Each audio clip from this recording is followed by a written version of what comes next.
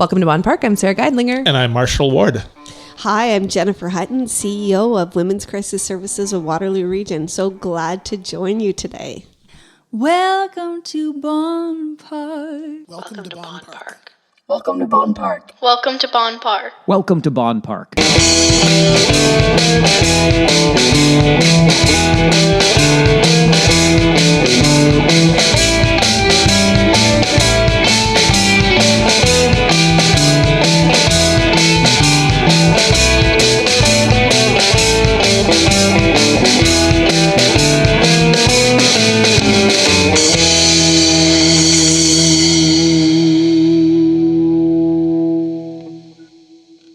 Do us a favor. Can you please leave us a 5-star review, like or subscribe to our show, and share with your friends? We'd also love it if you followed us on social media. We are a homegrown community project, and every bit helps.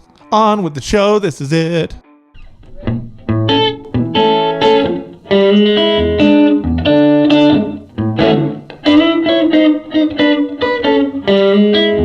I'm just your fool. Can't help myself. Still love you, baby. Marshall, let's take a moment to hear from this week's sponsor, the Mel Brown Music Festival and Symposium. We're going to be hearing from Lee Willingham. He's a professor of music at Wilfrid Laurier and also the director of the Laurier Center for Music in the Community. Then we're going to be hearing from Carlos Morgan. Carlos is a Canadian soul and rhythm blues singer. He's most noted for winning the Juno Award for Best R&B Soul Recording at the Juno Awards of 1997 for his album Feelin' Alright. Carlos is also responsible for the inception of the Mel Brown Music Festival and Symposium and key to its role in our community. He is the curator and artistic director of the event. So blues legend Mel Brown was the driving force behind a blues revival in our area. Mr. Brown brought the sound of the Mississippi Delta to Waterloo region. As a renowned guitarist, Mel Brown collaborated with great acts like Etta James and B.B. King, among others, and decided to put his roots down right here. And his adopted hometown of the Waterloo region loved Mel Brown. In an interview, when asked how he'd like to be remembered, Mel Brown said, "If my music could touch somebody's heart and bring you closer to love, then that would be it." People need to take time to think about what love is and how they can insert their love into life. Now let's hear more from the organizers. Thank you, and it's great to be here with you and with my good colleague, Carlos Morgan. Yes. We're really excited about a whole bunch of things around this festival and symposium that address what we think is something really missing in our community, and that is a focus on a feature of Black culture and Black music with some incredible artists and creative people. And connected to that is the legacy that Mel Brown left us by his influence and his generosity in accepting people of all backgrounds and musical experiences to sit in with him, to learn from him. This festival and symposium was born out of an idea that really came from Carlos around elevating music, but then I took it to the level of, well, how can I, as a white privileged person in a position of power in a university, how can we address what we think are systemic issues in our university? And the key issue, the elephant in the room, if you will, is that our program privileges the music of Eurocentric white composers, most of whom are dead, and a little bit of jazz. I have to say, though, that since the opening of our community music program, there's been a wider lane for musical genres of all different backgrounds and styles.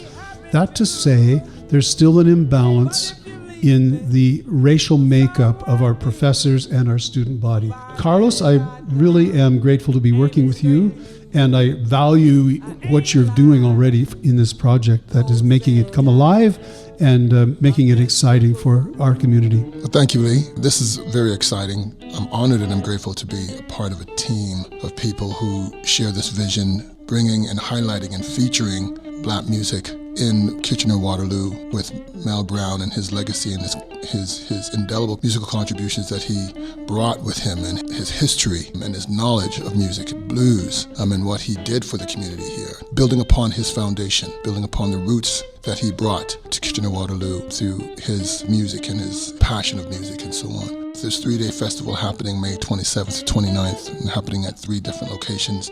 The Jazz Room on May 27th, the KPL, Kitchener Public Library, on the 28th, and the museum on the 29th. It's going to be featuring different musical acts of different genres of music, Black music, which will include a blues, and we're happy and delighted to and proud to say that Miss Angel Brown will be the headliner for the whole festival. So she'll be performing along with Errol Blackwood, the Waterloo Region Mass Choir, Alicia Brilla, Jolene Rita, Rufus John, Akaya, and hopefully we'll have Glenn Lewis, a Grammy Award winner, and Miranda Love, who's also a Juno Award winner, performing the whole weekend. So we're going to be focusing on and highlighting these aspects of Black music, which again was built upon the foundation of Mr. Mel Brown in the Kitchener-Waterloo region.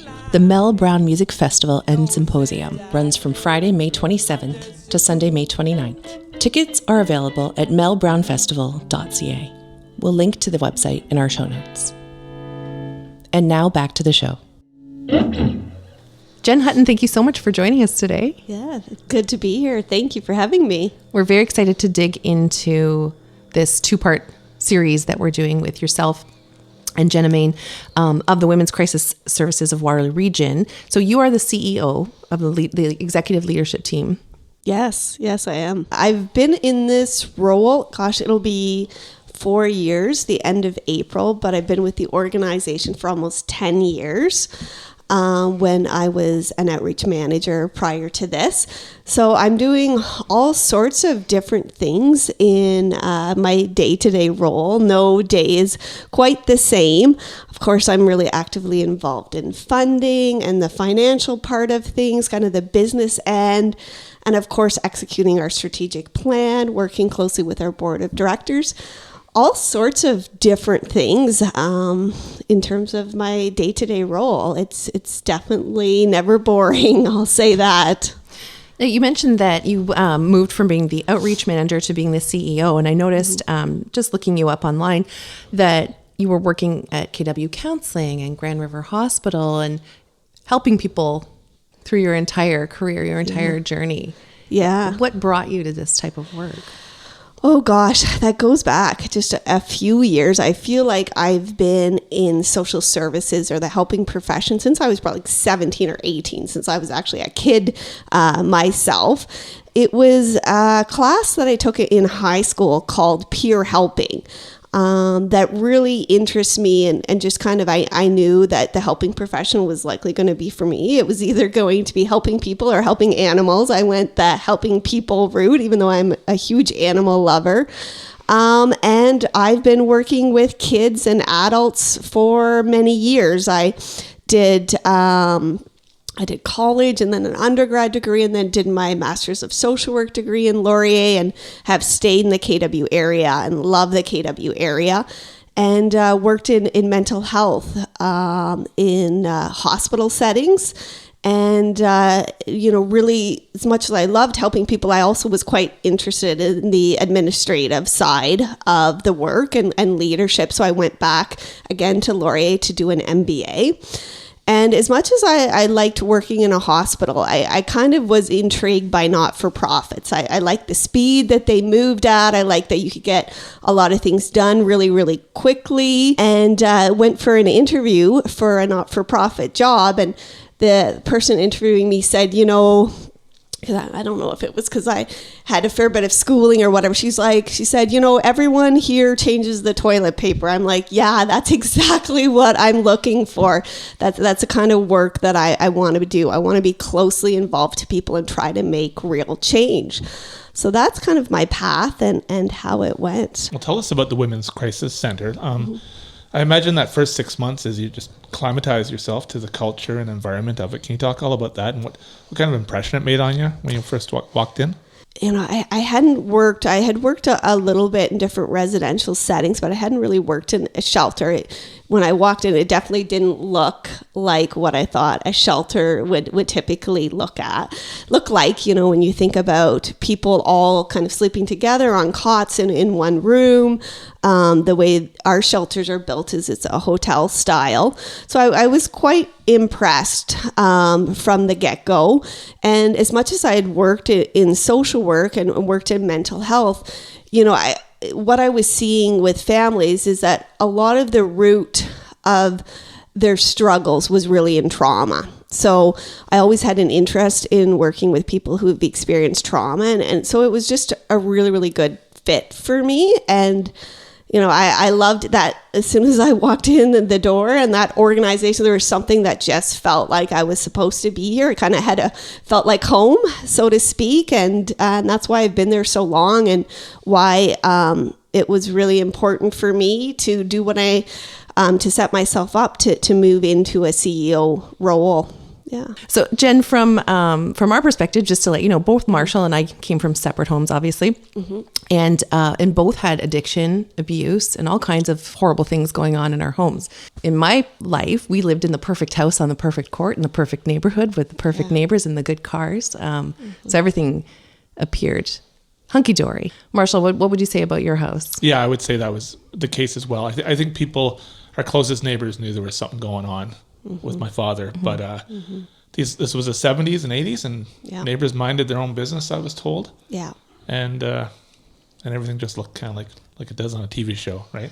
I think this is why this idea of being a good neighbor, which was one of the questions that Marshall had brought up. What does it mean to be a good neighbor? And this She's Your Neighbor podcast that's been rolled out by your team is so important. Because what did I read on your site? 30% of survivors report to police, but 80% tell their friends or family that something's going on and it's not great. So obviously the system isn't working here where we need it to work, right? So we need to, that's the message. It's about education. We need to talk to our neighbors. We need to educate that neighbor who maybe doesn't understand what's going on at your house, that this is a red flag and maybe you need to go do something if that person isn't strong enough or doesn't feel that that's the right path. There's a section on the website also that talks about like what is a bad situation, like what is abuse, what is violence, what does this look like? It's not always, to be blunt, punching somebody in the face. Sometimes that's not what this is. This is why that podcast and this sort of campaign of She's Your Neighbor is such an important conversation for our community to be having, because it's up to all of us now to be that community that can lift up and bring help, because it's not working right now. Absolutely.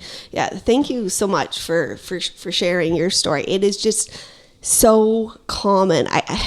A lot of the times I've had these conversations with people, and, sometimes they start off by saying, I don't know anybody that's experienced this. I haven't experienced it, as if it's something so separate or such an arm's length. And then we get talking for a while, and then they start to say, well, my sister or my aunt or my friend, they weren't in a great situation.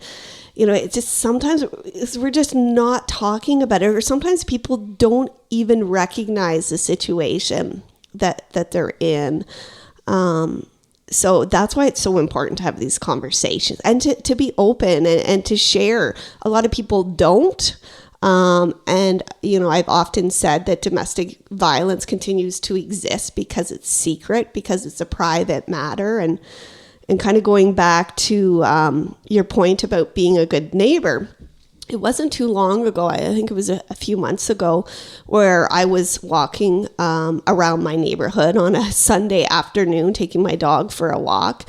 And I came across this couple in the street that was in dispute.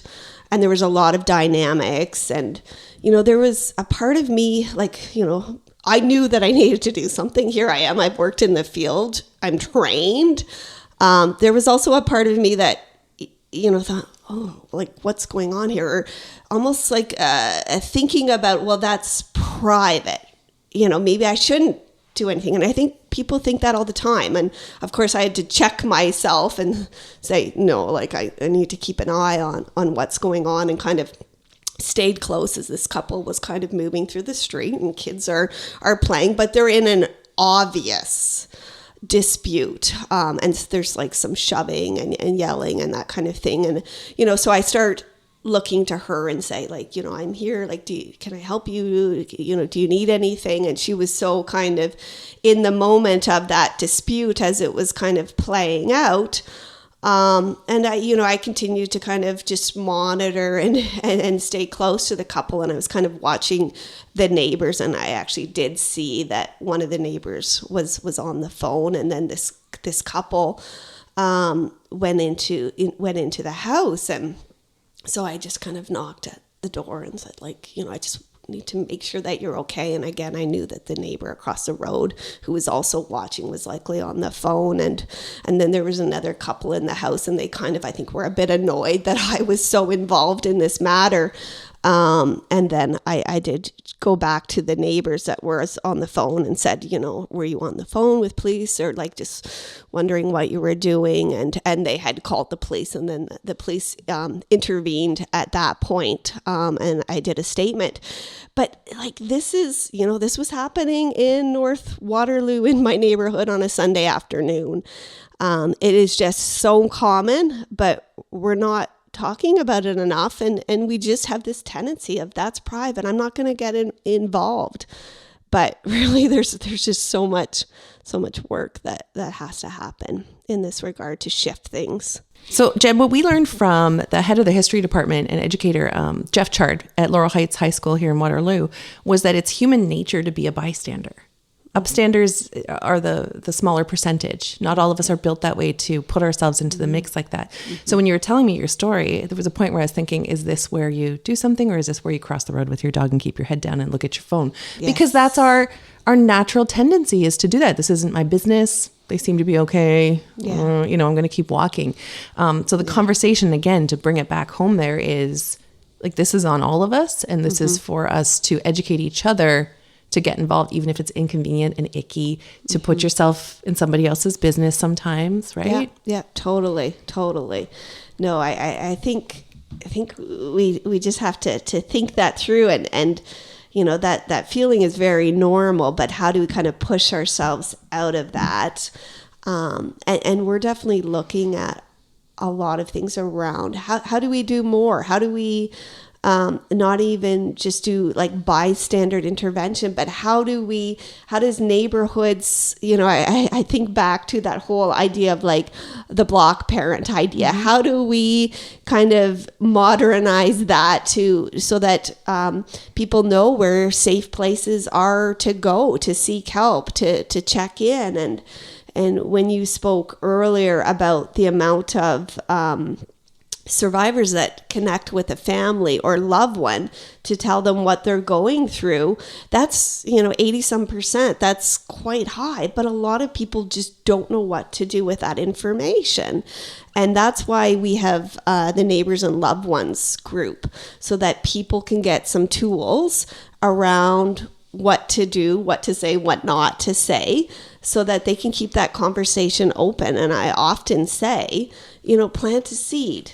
Make sure they know that you're there and that you're willing. And, if they don't want to talk further, then they'll maybe come back around, and, they'll do that on their own time. But they know that you're a safe person to talk to.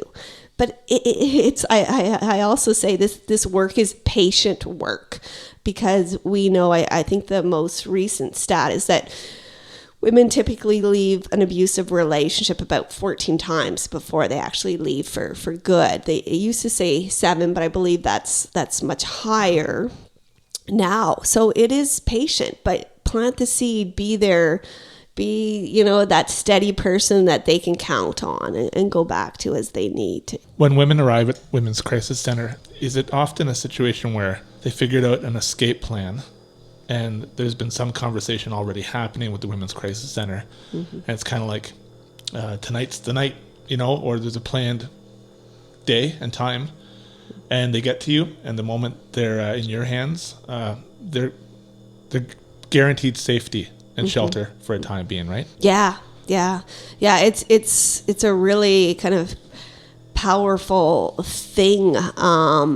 When they're there in that moment and with our staff, and it's just such an important time. And you're right, there's a real lead up, and there's quite a process, and there needs to be a process. We know it's the riskiest time for women when they're leaving an abusive situation. So we want them to be very careful, and that to be well planned. So oftentimes they have talked to our staff before through our 24/7 crisis support line or online chat feature, and made that plan. So oftentimes that plan is usually revolved around when they're partner is out of the house or away for a period of time, and they get some coaching on, make sure you gather your children's passports or birth certificates, or have those important documents, get what you need, have that plan for the day of, and may arrange, a taxi or that kind of thing, so that that's all set up. And it may shift at times as plans change, but having a plan, a safety plan, is absolutely crucial. And having a professional do that, because they know the various things to consider. Even now with technology, how do they protect themselves and keep themselves safe with tech? So lots of different considerations. So I always stress for people, if they're thinking of leaving, to get some professional help in making that plan. This can be the most dangerous time in this person's life, is when you make that choice to leave or an attempt to leave. Yeah. So there was some conversation in one of the episodes where I think it was Jenna was saying, tell a friend, tell a family member, tell somebody, make yourself accountable that this is actually happening, that somebody knows where you're going to be, this is terrifying kind of stuff. And, it's interesting as the world sort of watches celebrities like Kanye West and Kim Kardashian, what they're going through. I really took to heart something that Trevor Noah had commented on online. Did you see this? Where he was saying, I did. I get it. It's really easy to make fun of these billionaires, but I saw this happen to my mom. Mm-hmm. Everybody told her, she reported it many times, and then time after time after time, year after year after year, and then she gets shot in the face, right? Yeah. I shouldn't say that so lightly, but the conversation isn't that different. This happens to anyone. It does. I know something that we've definitely been talking a lot about and raising awareness of is femicide, and just looking at the numbers and how they've increased, and they've really increased in the last year. And this is in Canada. It's just, it's just so worrisome around those numbers, and even how look at a couple organizations that are tracking those numbers and trying to follow what's reported in the media, but oftentimes it's not very transparent in terms of the reporting. So it's hard to even grasp what those numbers are. But myself, having had loved ones that's also lost their loved ones to femicide, it's definitely hard work for me, and it's something that I'm really passionate about raising awareness of, and an issue that just seems to be getting worse. And it just tells you this is the devastation. This is what can happen, and the seriousness of the work that we do. Let's take a moment and listen to a segment of the She Is Your Neighbor podcast. Yeah, because Jenna, I do think when I looked back, once I was really out and I looked back at that, I think that I really did believe that had I tried to stay, really tried to stay, he would have killed me. I really would not have lived probably beyond the age of 25. At least 75% of women who are exposed to intimate partner violence are likely to have sustained a traumatic brain injury as a result. Yes, there are situations in which domestic abuse is obvious, but there are more situations where it's not present at all. It's not apparent to those around, women that are being abused, that we need to understand that it could be happening, and we need to understand that there are levels behind people that we don't know about, and cues to look for, etc.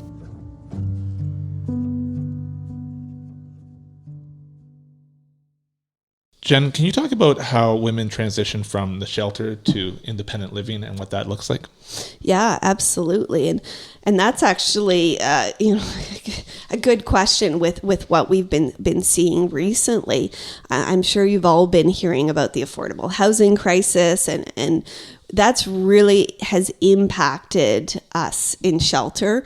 If you had have asked me a couple years ago how long women and children stay in shelter, I would be saying, about 8 weeks, maybe 12 weeks, depending on the circumstance. But now I would be telling you, almost half of our families are staying in shelter more than 3 months now.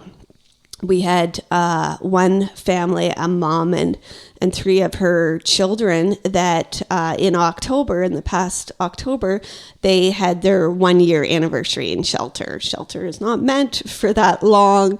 However, oftentimes those living in our shelter are waiting for subsidized housing, and subsidized housing is hard to come by right now, and those families that could afford market rent maybe can't afford market rent in the current environment.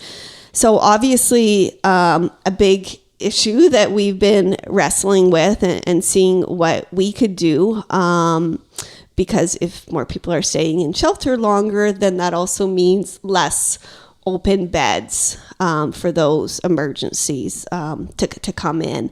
So pretty exciting that we recently purchased a triplex that we're using for transitional housing. This is the first time we've had transitional housing. We have very big shelters, 90 shelter beds, one of the biggest in the province. However, we haven't had transitional housing because we really have new shelters and large shelters, but that need has just grown. So early May, we get possession and we'll be moving a few families in and hope to just expand this. So it's an exciting time and lots of planning happening. Right now, it's maybe a bit of a drop in the bucket as to how big the problem is, but we feel excited that we can at least do our part to start helping women move out of shelter more quickly while still having on-site staff support. So it's a nice kind of combination from going from that 24-hour support that they get in shelter and the extent of programming to still having a staff available and some programming and that kind of thing, but also just having some privacy and independence living in their own unit. So yeah, it's pretty exciting for us. That's really good news. It would be nice to see, as you said, more projects like that pop up where there'd be more access, really, for people experiencing domestic violence who don't have a family network to lean back on, don't have a mom and dad, don't have brothers or sisters or friends that they could ask for help. There was an episode of She Is Your Neighbour podcast that was very powerful with Brenda Halloran and former Waterloo mayor. And, you know, she mentioned many times in that episode that she could rely on her family and she could call up her parents and you know, brother was at the door on the day it was time to leave. And very strong story with a message of, you know, don't stay. So I think she repeated herself a few times, don't stay, it's not worth it. But for those people that are completely on their own and maybe the only person they have to lean on is their partner, you know, what does the resource outreach look like for that? Yeah. Well, we it's really important that we do kind of a wraparound support. We can't do this work alone, so we have multi-service providers helping people. But you're right. A lot of the time, people are coming to us and they maybe don't have a lot of family support, or maybe that support is really pushing them to stay for whatever reason. And some women definitely choose to stay, and that's okay. We want to support them in doing that. But those who want to leave, then we need to support them in doing that as well. And sometimes that can be pretty lonely and pretty isolating. So not only do we want to offer that support, but even, you know, as they move out of shelter, like connecting them to the community center in their neighborhood and getting them you know, connected in different ways, not always just to formal supports like us, but also informal supports. Or, you know, sometimes people, when you talk to them, have an aunt that they haven't connected with. Well, maybe if they had a good experience, do you want to try to reconnect with them? So yeah, it's definitely kind of building their network. But yeah, unfortunately, some people, for whatever reason, maybe don't have a ton of supports in their life, which is just another barrier and another reason why sometimes they stay in relationships that are abusive for longer periods of time. I'm aware that in elementary schools we have clubs like community cares and that, and lots of environmental clubs and things like that. But I'm really intrigued by the fact you had a class in high school called, did you call it Peers Helping? Yeah. But that was a full class. That's amazing that you had that. And that's what led you to this, basically a career path that you've built like in a really solid linear way, right? Yeah, it's funny, I know, and that was just a few years ago that I was in high school to think that they had a course like that. But it was really like, it was essentially a lot of like a counseling course.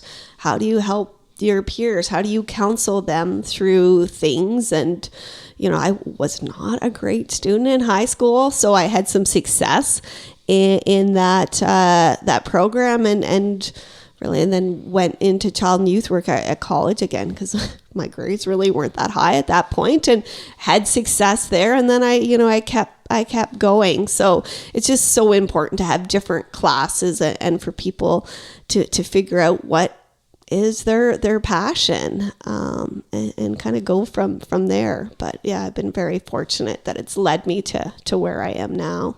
And it's like this class was that light bulb moment for you. Because we all have that, right? Marshall and I often talk about the things we didn't excel at and the things that we did, and maybe we weren't both the best students, but the things that interest us, we crushed, right? Yeah, for sure. And pursued sometimes. So talking about education, can you tell us about the youth education program?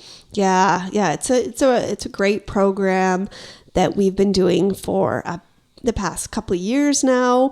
We actually purchased a curriculum that was developed out of Orangeville, Violence Against Women Shelter there, because they had been doing it for a number of years and had some really good results, because we really wanted to do something that we, again, knew made a difference.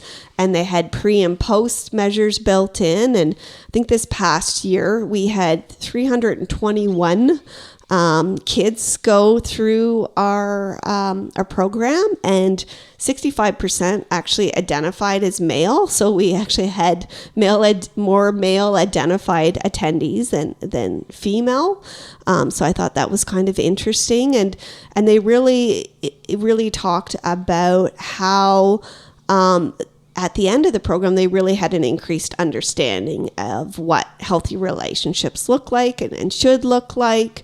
It's kind of neat. It's a very interactive program where they look at things like TikTok and, how do you interpret things that are happening in TikTok?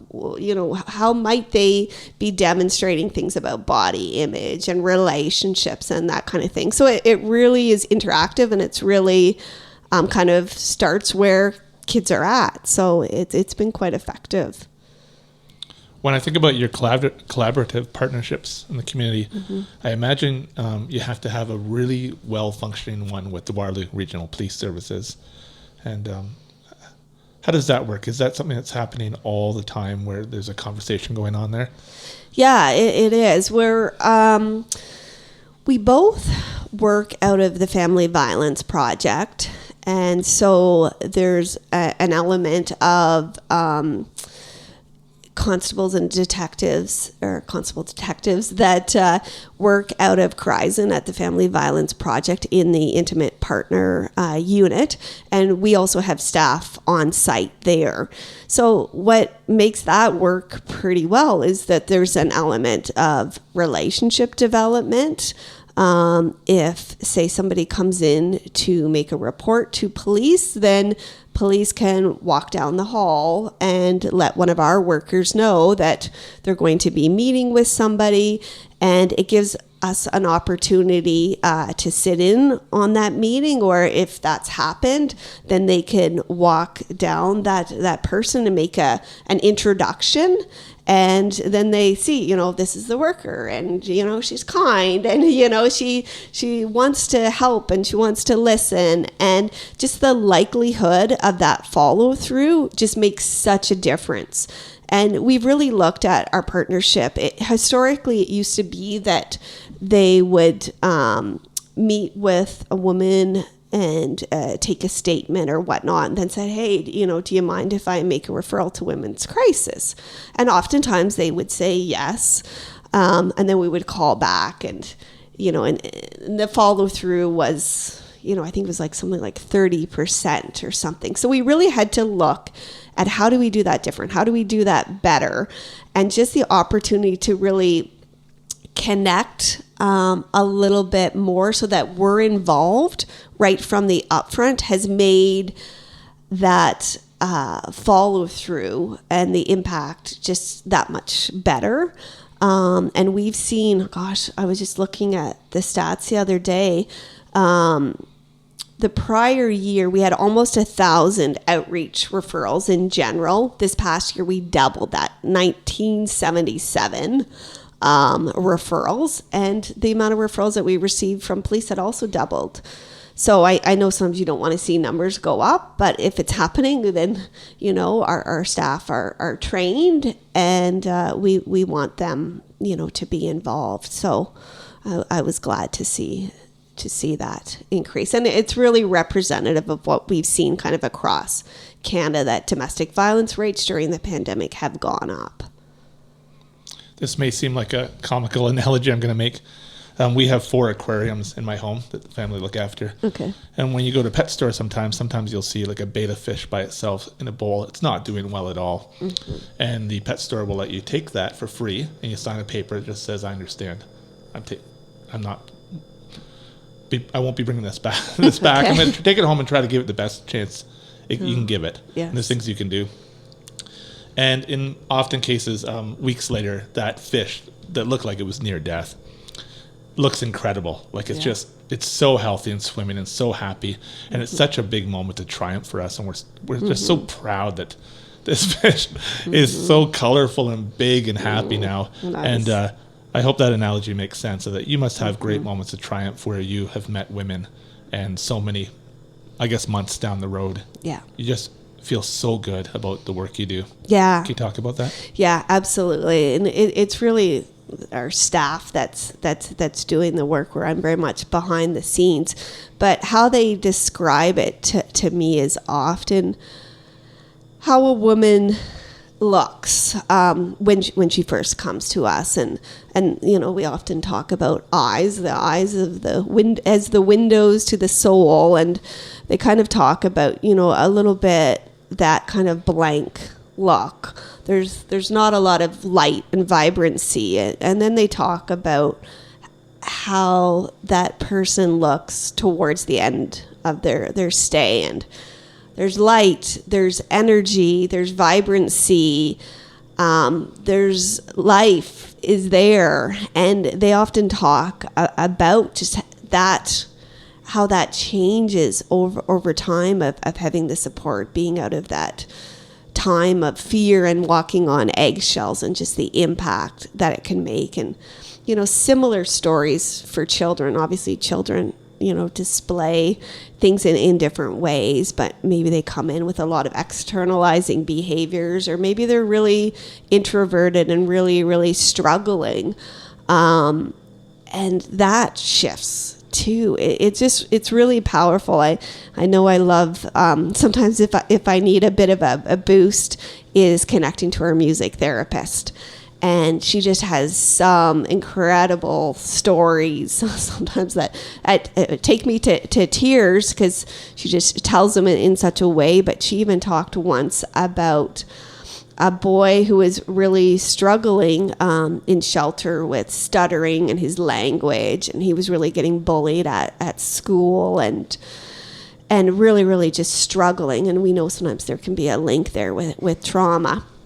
So she was working on drumming with him, and he kind of found that when he was drumming and the way that he was doing the drums, that and getting into singing or talking with her during that activity, that his stuttering was much improved. So then she brought in the mom to show her this, and the mom was in tears to see the impact and just the joy in her son, because this stuttering was just causing such heartache for this child. And then so he got that if he was struggling with stuttering or out and about with his friends or at school, that he would like tap his leg, and that would help. And it's just stories like that that just make the work and how hard it is and tiring just so valuable. And I know that's what keeps our staff going, because it is such a challenging job. And what was challenging before the pandemic has just been that much harder during the pandemic too.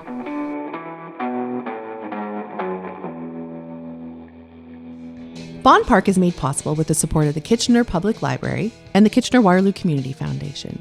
Our show is produced by Sarah Geidlinger, And Marshall Ward. with audio engineering by Sarah Geidlinger. Bonn Park's original music is by Alan Lung.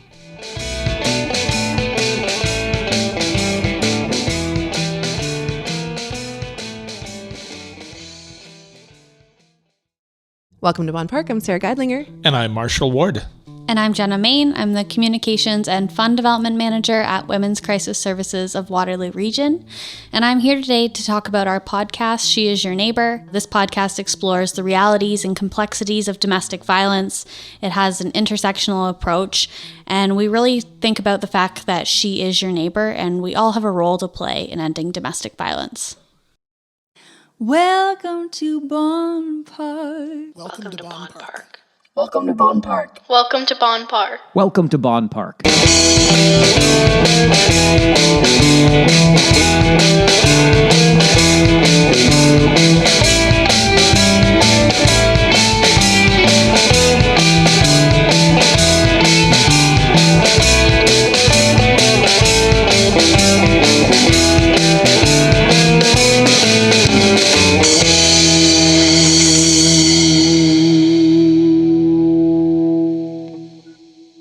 Can you do us a favor? Can you please leave us a 5-star review, like or subscribe to our show, and share with your friends? We'd also love it if you followed us on social media. We are a homegrown community project, and every bit helps. On with the show. This is it.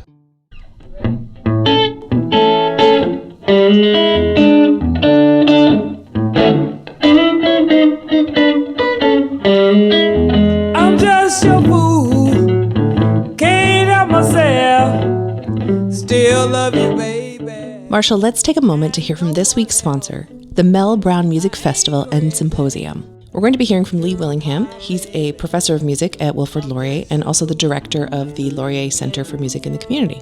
Then we're going to be hearing from Carlos Morgan. Carlos is a Canadian soul and rhythm blues singer. He's most noted for winning the Juno Award for Best R&B Soul Recording at the Juno Awards of 1997 for his album Feelin' Alright. Carlos is also responsible for the inception of the Mel Brown Music Festival and Symposium and key to its role in our community. He is the curator and artistic director of the event. So blues legend Mel Brown was the driving force behind a blues revival in our area. Mr. Brown brought the sound of the Mississippi Delta to Waterloo region. As a renowned guitarist, Mel Brown collaborated with great acts like Etta James and B.B. King, among others, and decided to put his roots down right here. And his adopted hometown of the Waterloo region loved Mel Brown. In an interview, when asked how he'd like to be remembered, Mel Brown said, "If my music could touch somebody's heart and bring you closer to love, then that would be it." People need to take time to think about what love is and how they can insert their love into life. Now let's hear more from the organizers. Thank you, and it's great to be here with you and with my good colleague, Carlos Morgan. Yes. We're really excited about a whole bunch of things around this festival and symposium that address what we think is something really missing in our community, and that is a focus on a feature of Black culture and Black music with some incredible artists and creative people.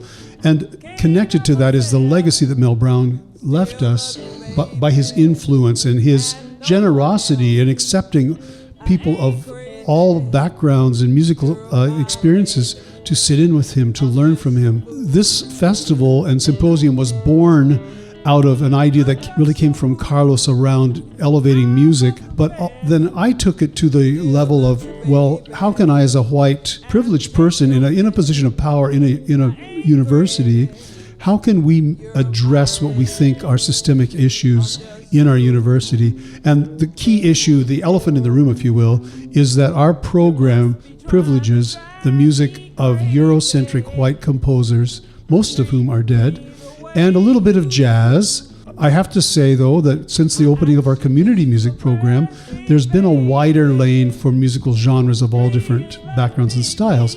That to say, there's still an imbalance in the racial makeup of our professors and our student body. Carlos, I really am grateful to be working with you, and I value what you're doing already in this project that is making it come alive and making it exciting for our community. Well, thank you, Lee. This is very exciting. I'm honored and I'm grateful to be a part of a team of people who share this vision, bringing and highlighting and featuring Black music in Kitchener-Waterloo with Mel Brown and his legacy and his indelible musical contributions that he brought with him, and his history and his knowledge of music, blues, and what he did for the community here, building upon his foundation, building upon the roots that he brought to Kitchener-Waterloo through his music and his passion of music and so on. There's a 3-day festival happening May 27th to 29th, and happening at 3 different locations.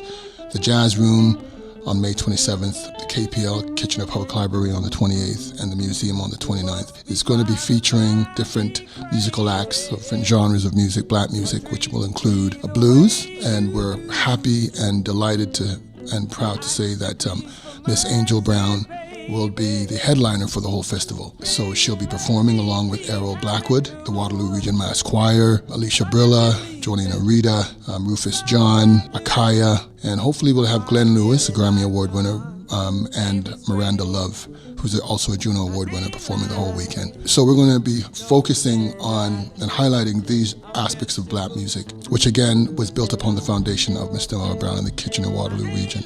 The Mel Brown Music Festival and Symposium runs from Friday, May 27th to Sunday, May 29th. Tickets are available at melbrownfestival.ca.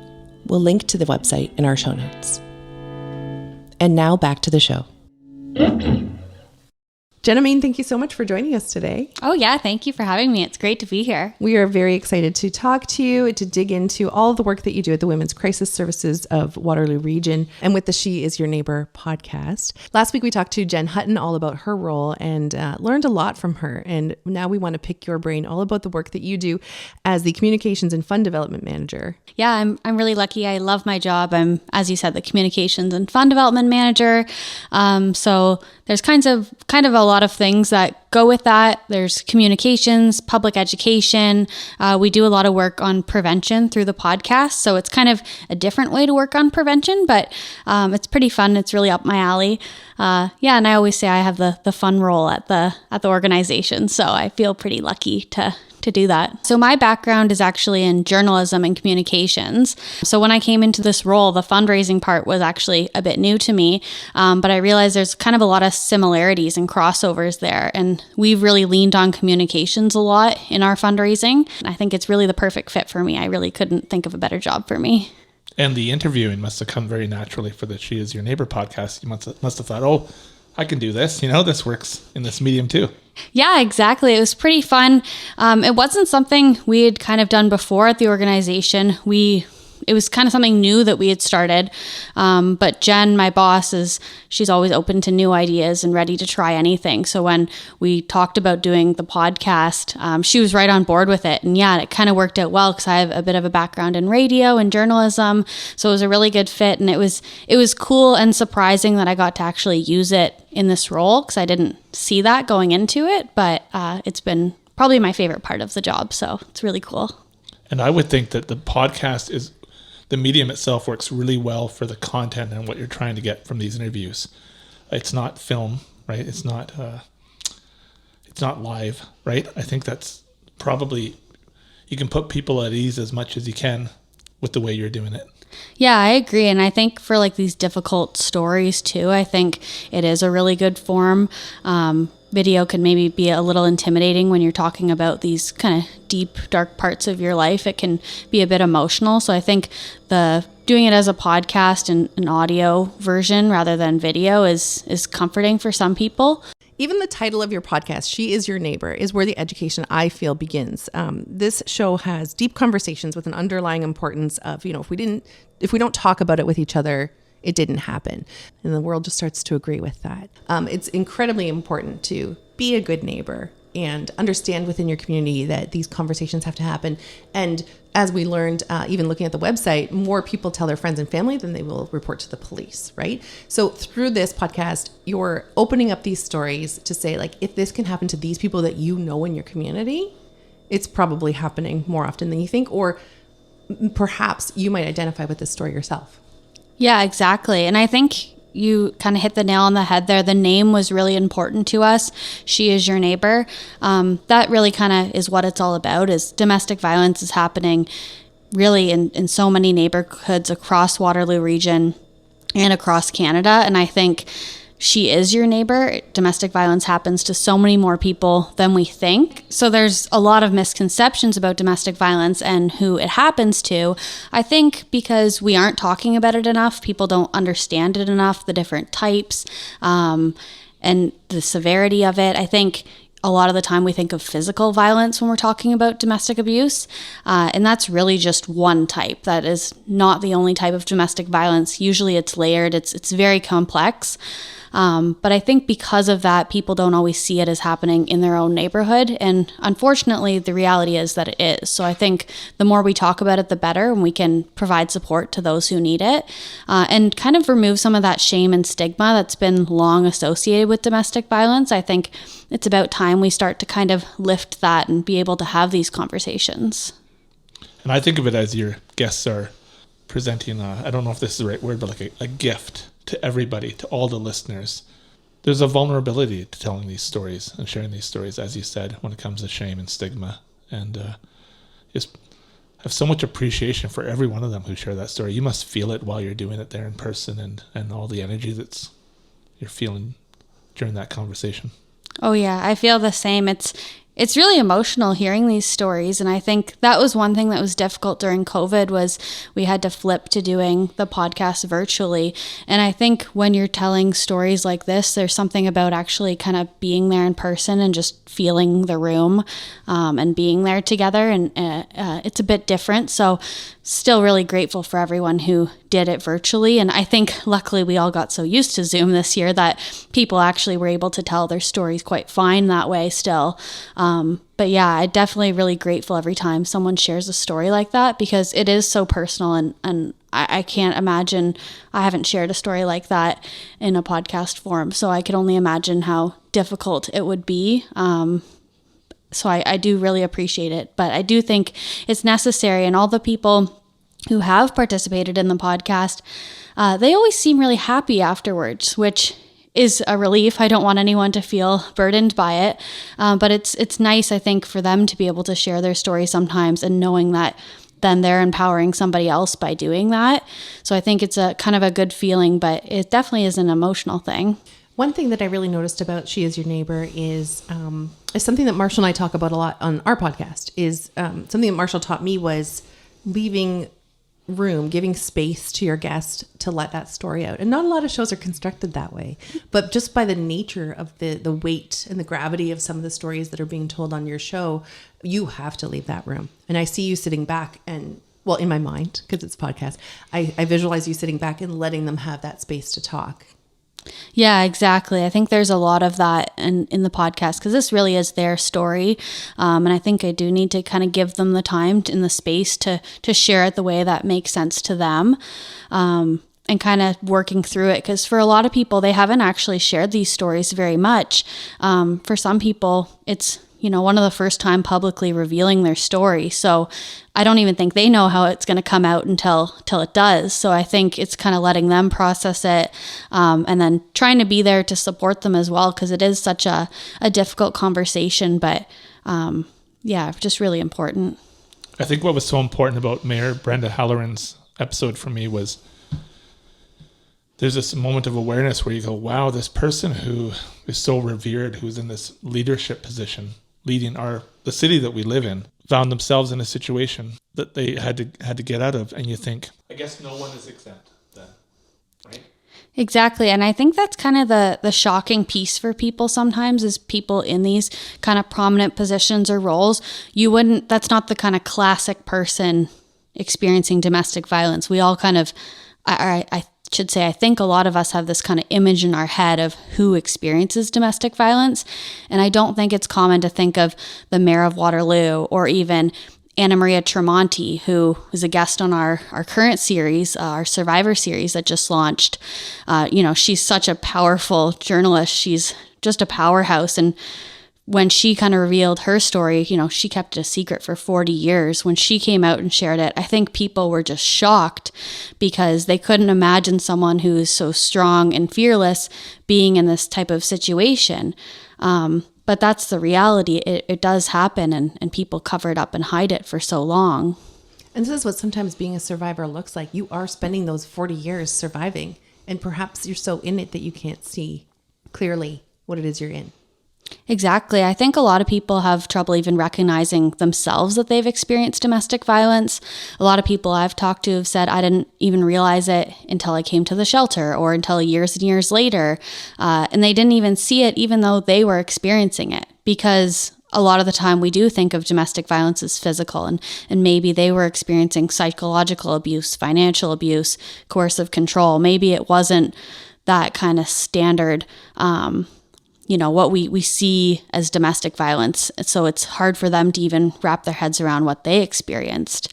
But yeah, hearing from Brenda, I think was really powerful because of that, because people could see a few things. One, you can go from a situation like this and you can still make something of your life. You're not going to be kind of down and out forever.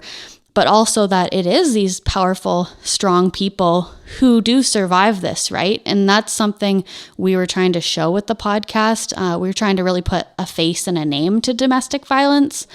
A lot of time in kind of media imagery and stuff, you see that same picture, like a woman crying in the shadows or kind of bruised and battered. And that's just not how we at our organization see those who experience domestic violence. We see them as strong women who have been through so much. And that's why for us, a big part of the podcast too is the photography and having these color images, putting people's names to it, and not showing these black and white in the shadows images, because I think that kind of needs to change a bit. And I imagine you're creating a very carefully crafted environment. One I know that is compromised, but like you said, if it's done over Zoom. But I'm talking about more the safety and how you express yourself to them and set the whole interview up. I imagine there's a conversation that happens before the recording begins, that lets everybody know you're in a safe place here, much like you do at the Women's Crisis Center, right? Yeah, exactly. And I think it's really important. We have talked with some guests, potential guests who don't end up coming on the podcast because we've kind of talked it through with them. Maybe it's not safe for them to do so. Safety is always kind of our biggest concern. So we think about how long ago the relationship ended. Is this person still alive? Where do they live if they are alive? And we kind of talk through some of those pieces too, so that they feel emotionally safe, but also physically safe. Because these are dangerous situations we're talking about. They're also probably vulnerable to people who once supported them, or, sometimes you hear people say, why'd you have to bring that up again, stir all that up again? It's better left alone, right? Mm-hmm. Or you can tell some people kind of resign to the idea of supporting someone and say, well, she's just going to go back to, I tried to help, but she's just going to go back to him anyways, right? It must be very complicated. There's a lot to sort out before they even speak to you, right? Yeah, exactly. I think there's kind of a lot of unpacking there and thinking if this is the right place for them to tell their story and the right time too. Let's take a moment to hear a segment from the She Is Your Neighbour podcast. You might feel that you can't speak out, you can't ask for help from your friends or your family. And then the other way it's been silenced is in this idea that it is just kind of an isolated incident that happens to people at home, and it isn't a societal issue, a broad issue that is in fact tied to so many other issues of exploitation and dominance, which it is. So I think we fail to recognize that it is in fact the issue of intimate partner violence or domestic violence is not isolated incidents that crop up here and there, but is in fact all tied together with a reckoning that we've not yet done around issues of misogyny in our society, which are, deeply, deeply rooted. And I remember when you donated ice cream to our shelters. It was around Thanksgiving, and it was so nice. I know it was a really nice treat for everyone, like you said. Not just your normal breakfast or lunch. It was actually a treat. And you also had sent along a video at the time too, saying Happy Thanksgiving to pass along to the residents. And you shared a bit of a message for them. And I'm wondering if there's any sort of message you'd like to share right now to anybody who's listening who might be going through a situation like this. I would say right now, your past and my past is part of our story. That it's never going to go away. It's never going to be completely erased, but it doesn't define your future. And it doesn't get to dictate your worth or your confidence or your contribution. The ability to start to dream again. I remember, it was hard. You have to set up all these systems and structures, and there's just surviving. It's just doing the next thing to survive, and whatever that looks like. But there will be a time when you move from surviving and you start to create new strategies and you start to think about thriving. And that's a place that's possible. And in your, darkest moments when you're bawling in a corner somewhere, hiding away from your kids so they don't see it, those moments are real and they're going to happen, but they're not going to be forever. And so don't feel like you can't dream again. Don't feel like this is never going to end, because it is. And I'm proof of that. As much as we talk about, Indigenous women being missing and murdered, I think that's really kind of the palatable way of saying it, instead of really looking at the issue of we are being hunted and stolen and killed. People hunt us, people prey on us, knowing that we're less likely to be believed, knowing that we're less likely to report.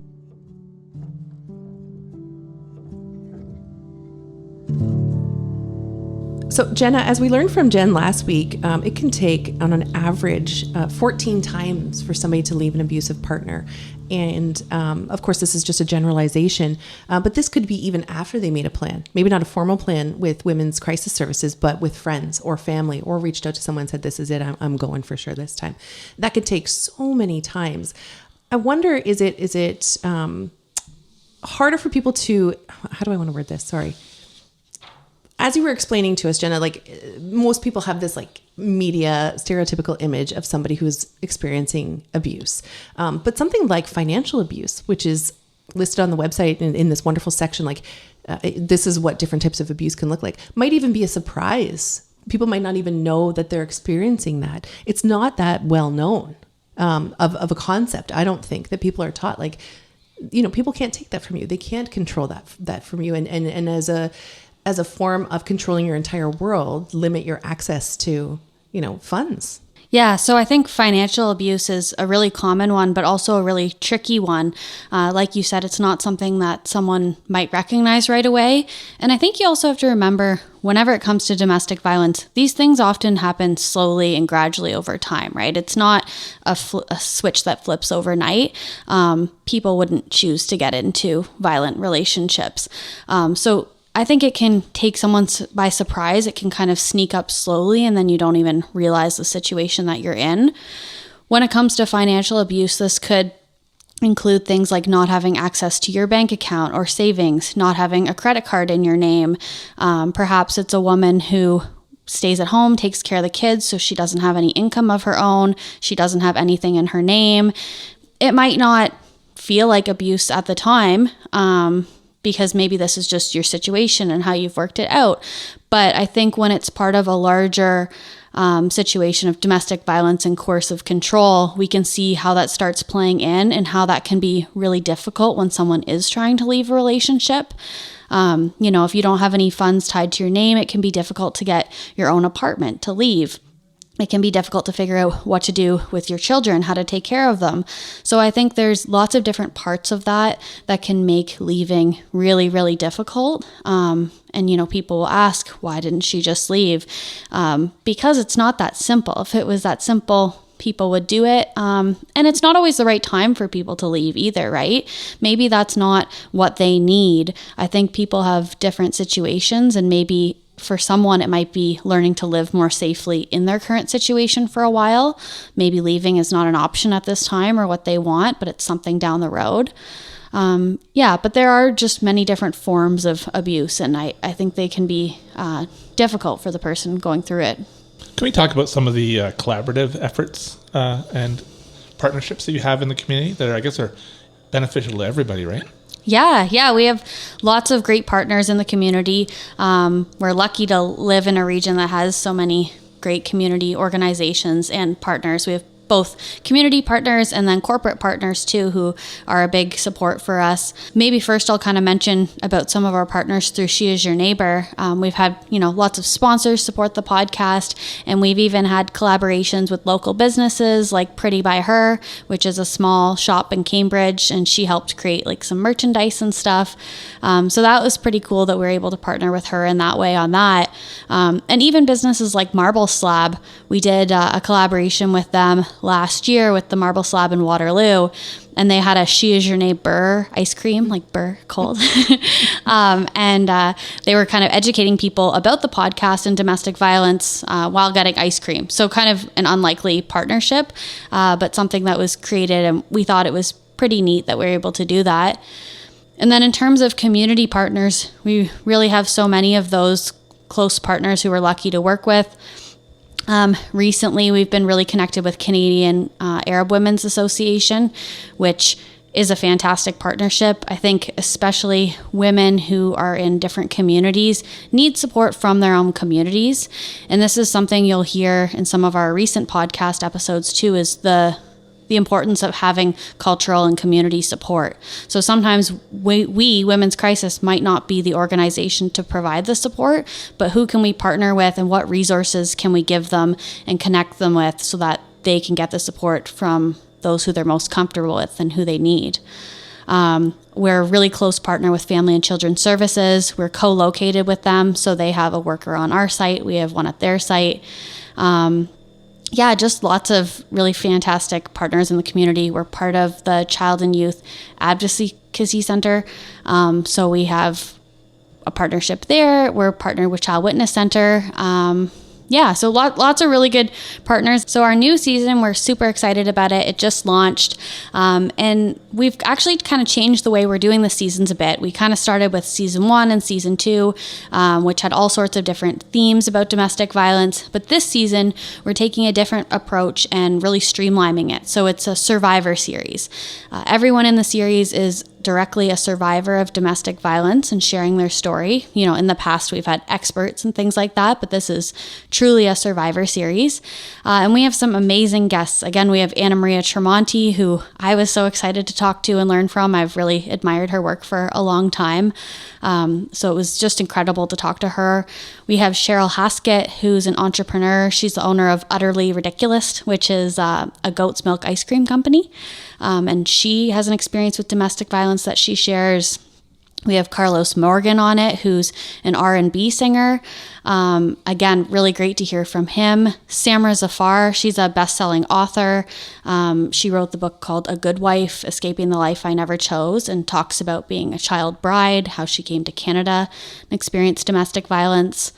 So there's just some really amazing guests, and that's kind of the theme threaded throughout, is that everyone is directly a survivor of domestic violence and shares their experience.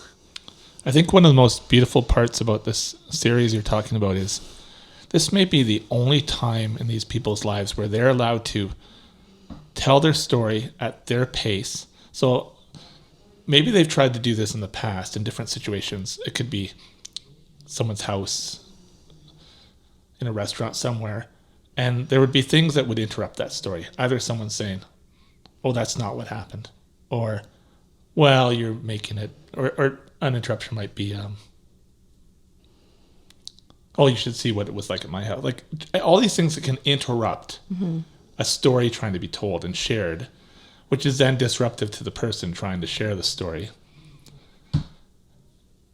and hurtful in some ways too, right? As if you're devaluing what's being said.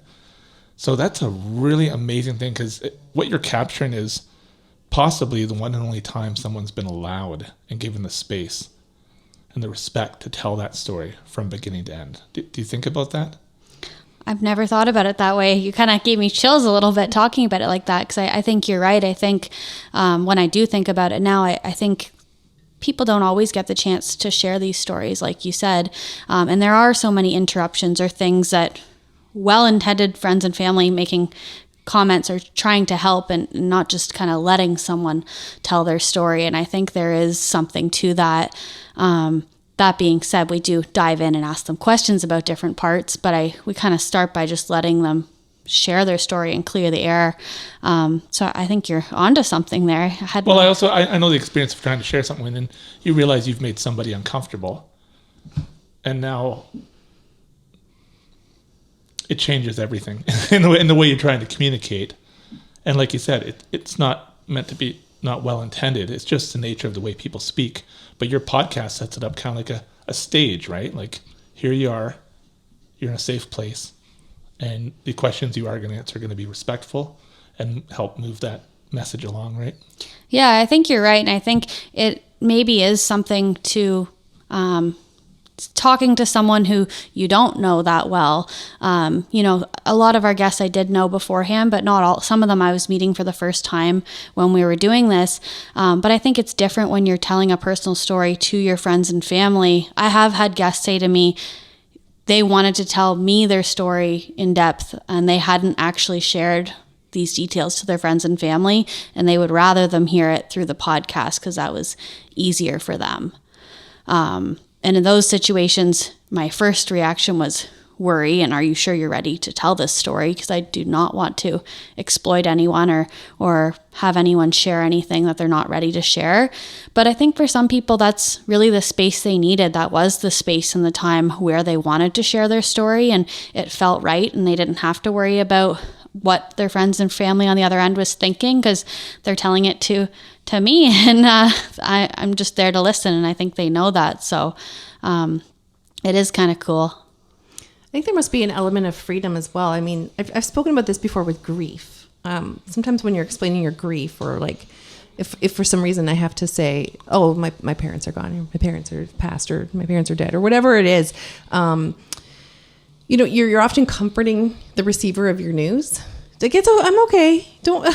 I'm fine. And you're worried about their reaction. Now it's become your burden to make sure that they're comfortable in the story that you're telling. And that usually happens with people that you know pretty well, right? Mm-hmm. So maybe perhaps in a conversation with you, that sort of,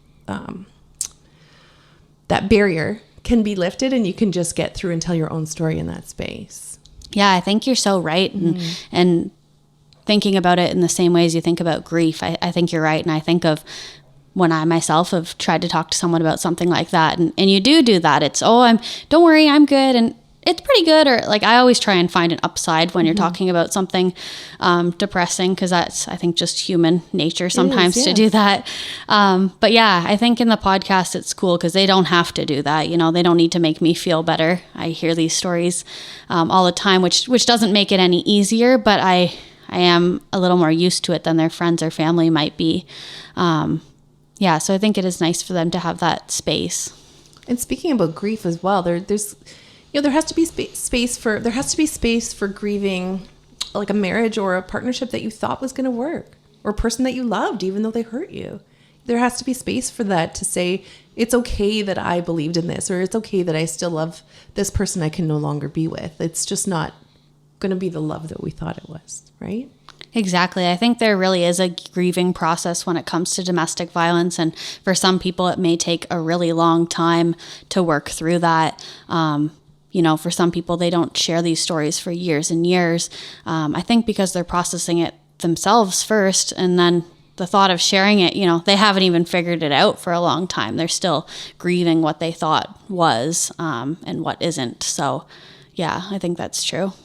Your website states we all have a role to end domestic violence, and your podcast is part of that, right? By educating people and have everybody other people share their stories, and other people listen.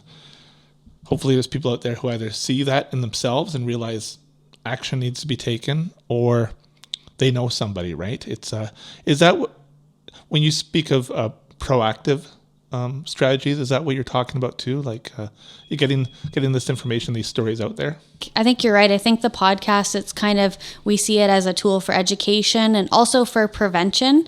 It's not really your standard prevention tool when it comes to domestic violence. You often think of pub ed opportunities or people speaking to large groups or students or things like that. And I think this is maybe a bit of a kind of modern take on it. In a new world, we have podcasts, and it's kind of a cool tool that we can use to educate people kind of near and far about domestic violence. So yeah, I do think it's kind of a preventative approach we're able to use and to get people thinking about that we all have a role to play. Like, I often think about how I think this is my role to play, right? Like, I think we all have different roles in it, and I really do think everybody has some role, but not everybody needs to be a social worker working at women's crisis services in the shelter, right? We can all take our own role. Maybe your role is being a supportive neighbor or friend. My role is that I get to work on this podcast, which is like my love of my life. I'm so lucky I get to do it. But I think we can all use our unique skills and backgrounds differently and find our role in it.